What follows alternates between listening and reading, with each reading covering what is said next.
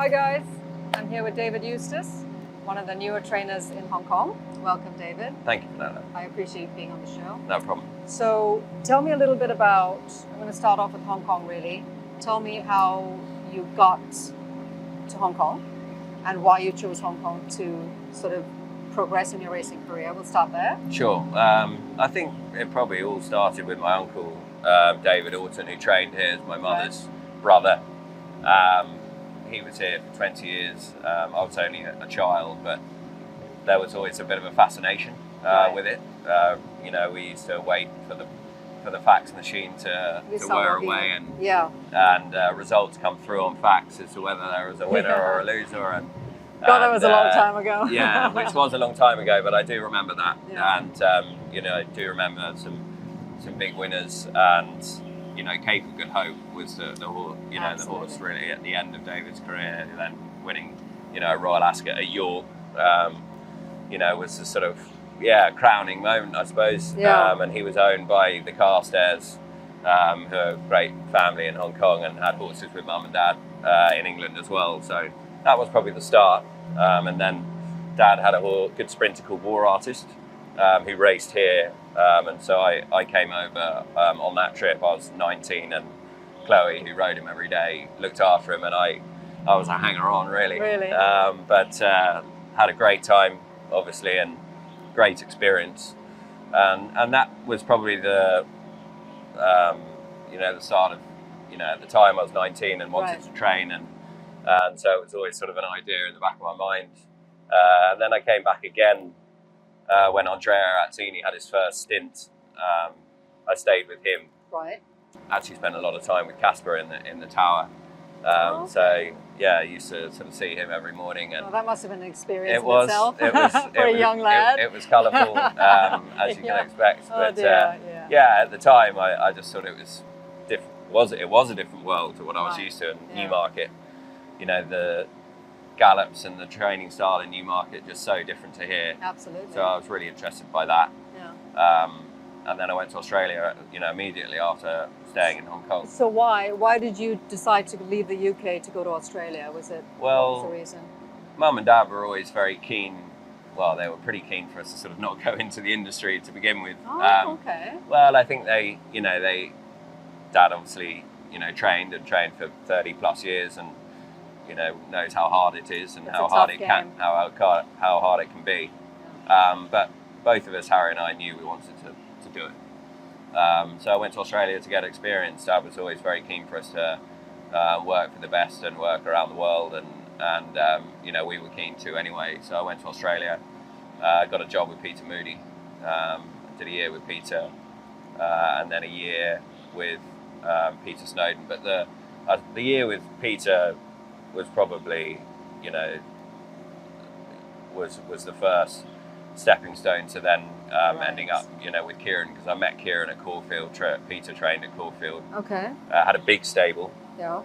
Kieran had a relatively small stable at the time, but was clearly growing. Results are very good. We'd had a sort of number of conversations just over the journey, chatting about horses and his expansion. While you were with Peter? While I was with Peter.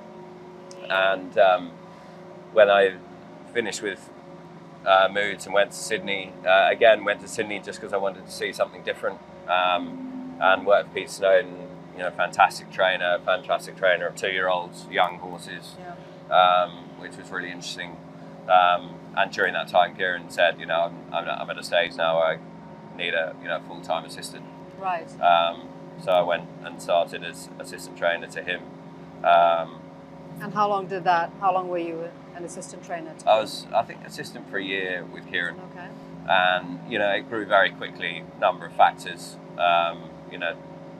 Moods lost his licence, which meant there was, some horses that came to Kieran, and Kieran took over his stable. And that's partially because of you, because you have that relationship with him already and worked with him for a year, right? Yeah, So it was sort of like a natural transition of sorts to sort of move over to you and Kieran. Yeah, I think it was very helpful knowing the stable. I don't think necessarily support for Kieran was anything to do with me at that time. I was, relatively unknown, but certainly helped that I knew a lot of the horses. And also Mood sort of stayed quite involved with some of the horses as well, so that connection really helped. And then, it grew, and unfortunately, Kieran gave me the opportunity to go on the license with him, which was a tremendous leap of faith, and something I obviously will be forever grateful for. And we were in partnership for 6-7 years after that. 6 or 7 years. Yeah. And you guys, so basically in Australia, I don't know much about the training licenses there. So basically, you both trained the horses together. You brought in different strengths, obviously. From you got strength off him, and he got certain stuff off you. So how did that manage? How did your relationship? Like, did you find it was stressful, co-training with somebody, as opposed to what you do now, where you're on your own and you sort of have more free reign to do what you want to do? Or like to I do? think training partnerships are very common in Australia. They work extremely well. They're quite often a training partnership. There might be that sort of yin and yang, and someone might have a certain department, and someone else might be the face, or someone's in the background. It's a little bit more natural and fluid. We didn't set out guidelines necessarily or structure. It just sort of worked. I suppose Kieran probably really focused on the growth of the business, and he's got a number of strengths, but he's very much an ideas man, and questions the norm a lot. And I think that's probably why he's got so big, and is able to maintain that as well, is because you can't sit on your laurels. You've got to continually strive. So he's always looking to strive to improve training of a horse, and not necessarily just accept that the way he's done it before is the best way for every horse.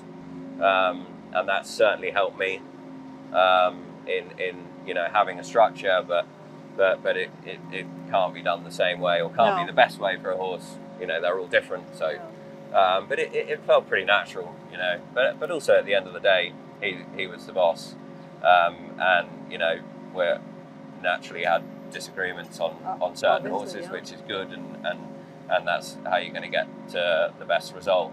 But in a way, I suppose probably less stressful for both than when you're on your own. Ultimately the decision lies with him, but he was able to hand over a lot of decisions to me as well. Okay. How did he feel when you left? Like, was it a sore point? Was he happy to for you to go and experience a whole new era for you in horse racing? Honestly, I think I was extremely apprehensive about telling him. Yeah, of course. Because I was in a fantastic position and we were having a lot of success. But I think we both knew that we're both young, and it wasn't going to last forever. Right. And he knew when I went on the license that there was ambition for me to train on my own. Where that was, I wasn't sure. But undoubtedly, he was just very happy for me, and knew it was a great opportunity. We're still great friends. He's here this week. We've caught up. We speak all the time. Nice. And I suppose, I didn't want to set up next door in Australia. No. That didn't feel right, didn't sit right with me. There's a lot of respect between the two of us, and in such a large team of horses, a large ownership group. If I started out on my own in Australia, there just would have been a lot of difficult conversations that I didn't feel was the right path to take.